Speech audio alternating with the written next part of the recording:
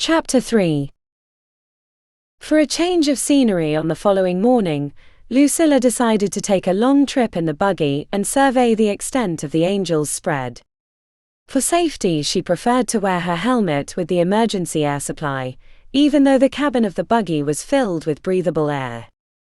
She checked the emergency supplies of water and food rations in the all-terrain buggy.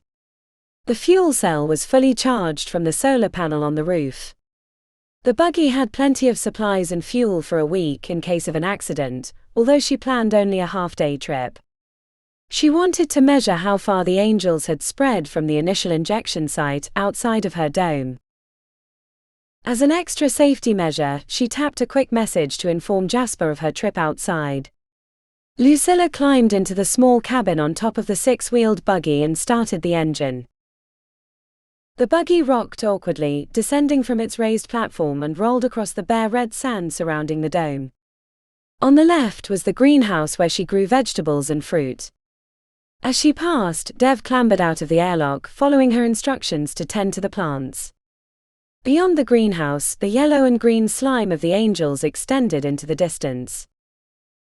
She headed north away from her dome, moving over the thick clumps of angels.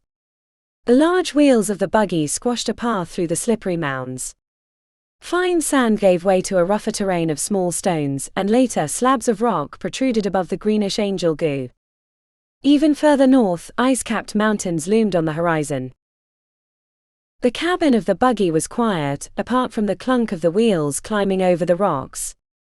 Lucilla was accustomed to silence unless she played music, or on the rare occasions when she ventured into the AR sims. She enjoyed the quiet of her own thoughts. Today she pondered the angels' color changes. Just as she had suspected, they had mutated and produced new varieties of genes unknown to normal cyanobacteria on Earth. She assumed the new genes encoded enzymes to process different nutrients from the soil and atmosphere. The reason for the color variation was still a mystery. The buggy had traveled 5 kilometers from her dome, before the thick coating of angels thinned to green and yellow threads coiled around the larger rocks. The green tendrils continued for almost another kilometer, before the rocky ground she traversed became bare of angels. It was the end of her road trip for today. Lucilla used the robotic arm to gather samples from the angel bacteria at the farthest end of their range. Then she turned the buggy and detoured over the sand at the edge of the yellow stains. An hour from her station, the buggy trundled past the cracked domes from the abortive attempt to colonize Mars 40 years earlier. Lucilla reflected sadly on the lives lost in the early ventures to the Red Planet. The people killed in freak accidents or when personality conflicts exploded into violence. The hostile environment had changed the long-term colonization plans. Instead, the revolution in engineering bacteria had led to a new strategy to terraform Mars and generate a food source for the hungry billions on Earth. She halted the buggy on the bare sand and gazed at the abandoned domes, wondering if there was anything inside worth salvaging. Probably not after all these years. Dust devils whirled in the dry sands in the first sign of rising winds. Lucilla frowned in concern when an icy blast from the north beat against the windows of the buggy. She cringed as grit and small stones smashed against the singlass. The gale strengthened until flying sheets of sand obscured the view.